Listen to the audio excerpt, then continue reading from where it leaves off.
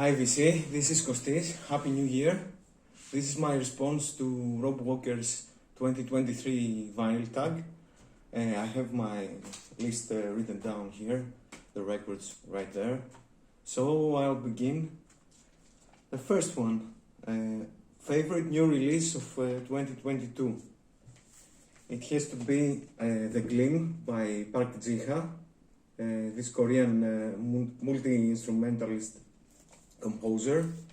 I've talked about the record in my first video, I think.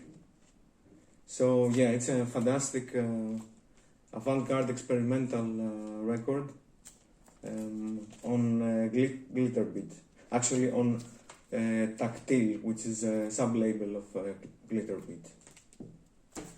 Moving on, the last band or solo artist you saw live.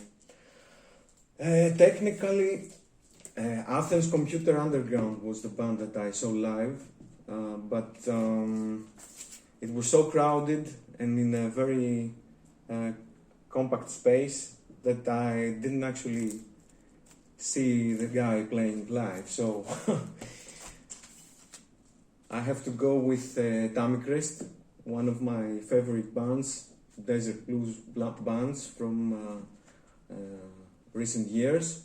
I saw them in the summer, a fantastic live band, and this is a live record, Taxera. Came out in 2015, also on glitter beat. Now, okay, their first album was the best. Yeah. Black Flag's debut, Damaged. I mean, it's one of my favorite punk rock albums ever.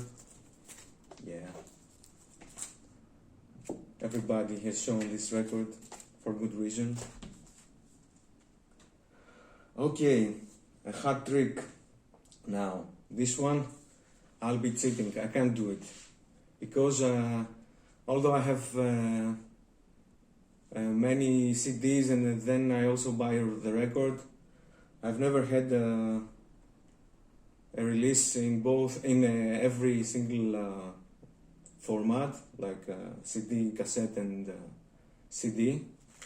But I used to have this one in CD. I lent it to a friend of mine and never returned it, so don't ever, I don't know, lend your music to friends you don't really trust or see all the time. Yeah, they will just keep it for themselves. And I also used to own the guitar tab for this, but I can't find it. I searched this morning, I couldn't find it. So yeah, you could say that this is my hat trick, but it's cheating, I know. Sorry about that. Okay, album that starts and ends with the same letter. Keith Jarrett's The Köln Concert. Yeah, I bought this, I don't know if you can see, for €4. It's you know, an original. I bought this, I think in the Netherlands in the early 2000s, when the vinyl, you know, wasn't that expensive. Nowadays it's crazy. Anyway, 6. An artist born the same year as you. Okay. It's Conor Oberst from the band Bright Eyes. He was born in 1980, in February I think.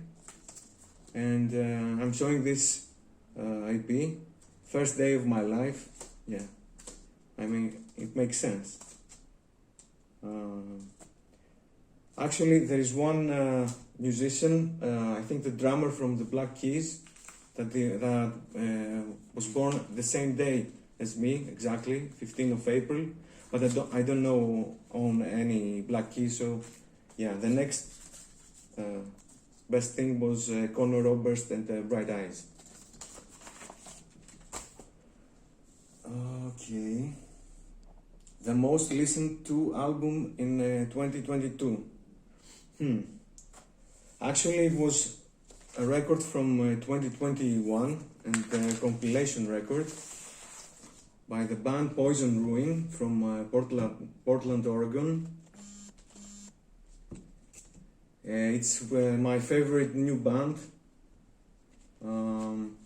They released a 7-inch this year, in 2022. But this is a compilation of their first 2 EPs that were both released in 2021. And Drunken Sailor Records compiled them into one vinyl album. And it's fantastic punk rock mixed with a little bit of heavy metal and dungeon synth stuff. It's my favorite band. I hope they release something in 2023. Okay.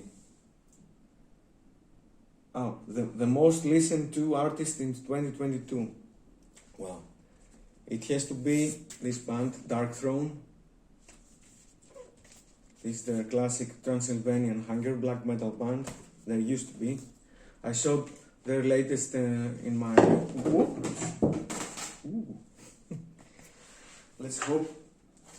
Okay, everything's fine. Yeah. Astral Fortress, yes, their record of 2022, their latest. I showed it in my last video.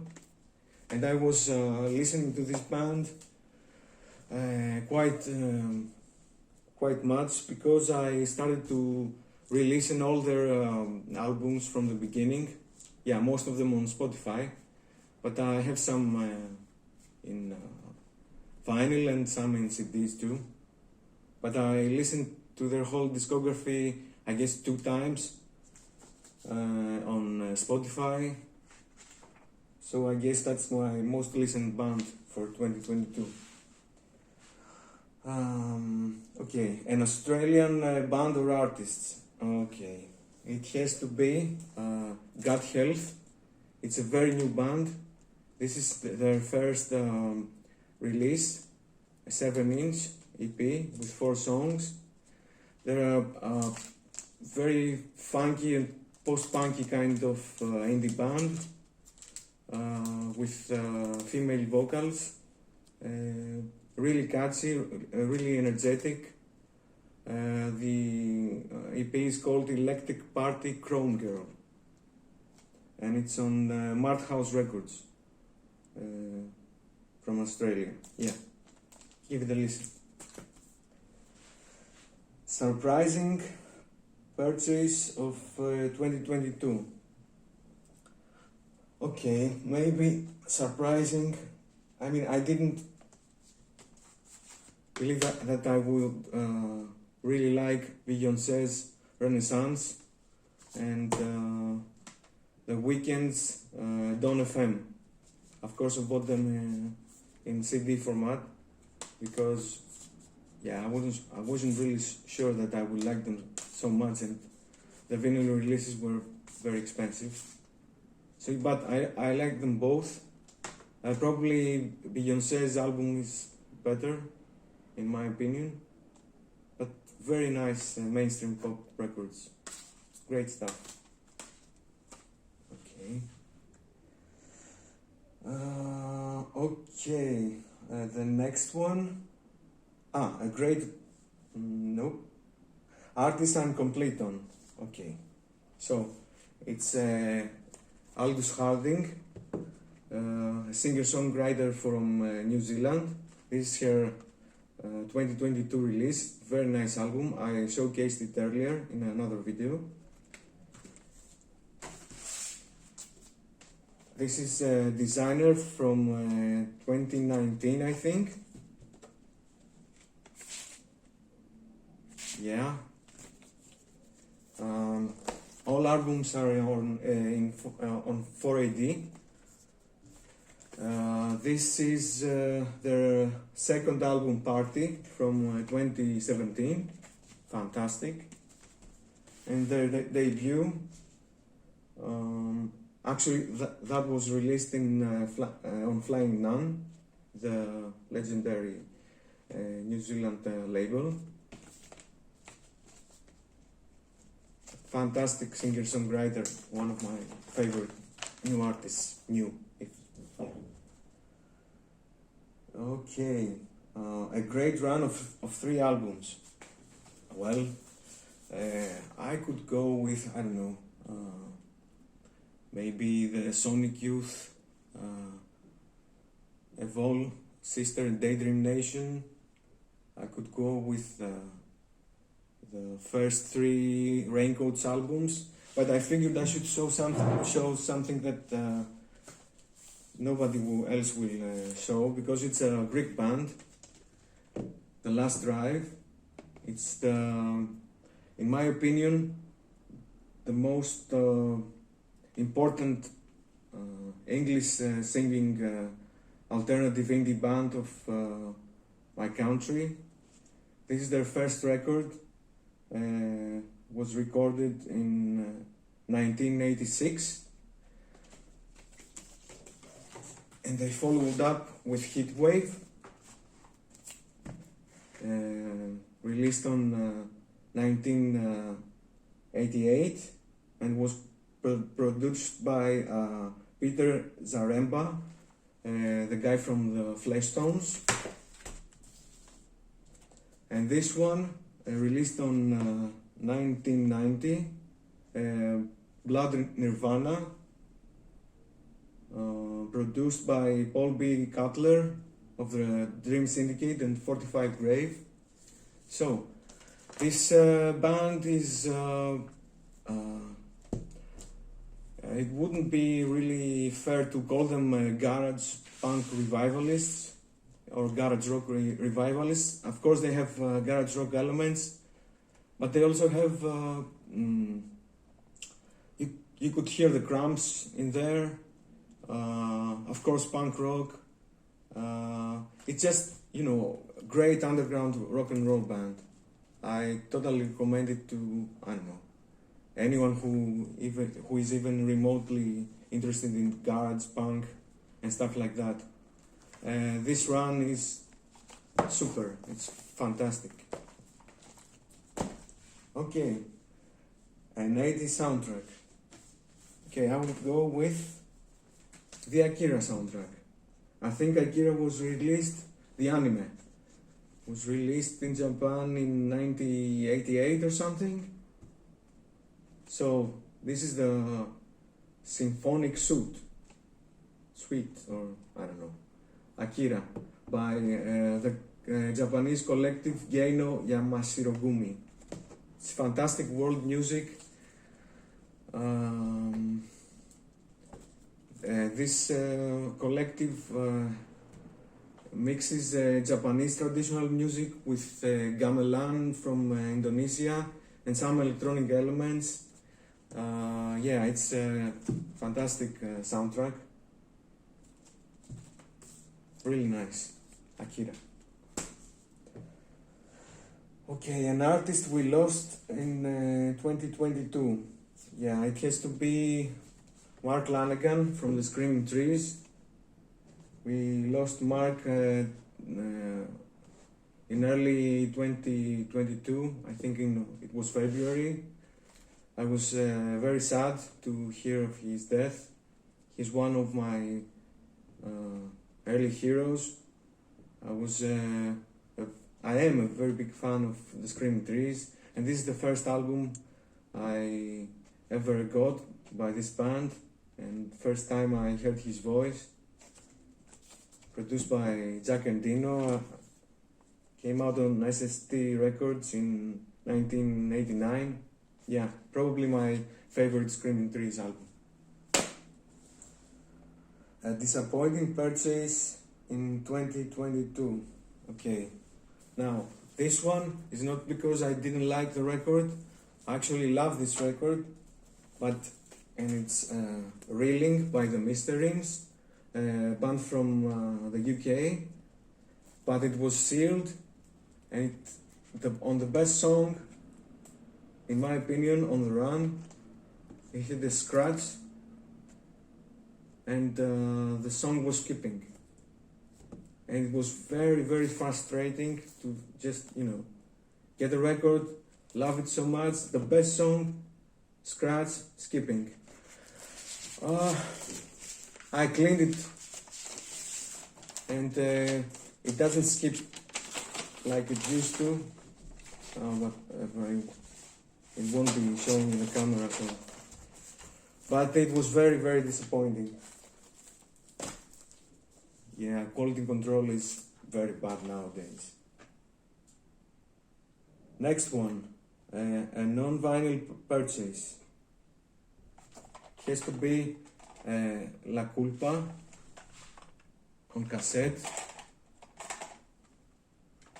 It's a new band from Madrid. They play a post-punk on Humo Internacional is the label. Very nice post-punk sound.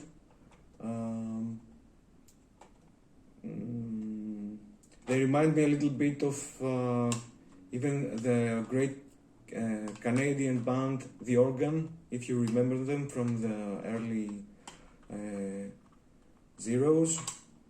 Yeah, it's a fantastic band, and I think they will be, if they continue, they will make a great music. Moving on. Okay, a grail. I don't really have grails, I guess, but I was looking for this 80s Italian punk band called Nerorgasmo, and I found this great compilation of all the stuff they released ever, including some live recordings that was out of print. Yeah, very dark punk rock, and it came with a very nice booklet. Ooh. Yeah, with pictures, lyrics, paintings that the lead singer has drawn. Yeah, quite creepy stuff actually. Oh, and maybe some stuff I shouldn't be showing in YouTube.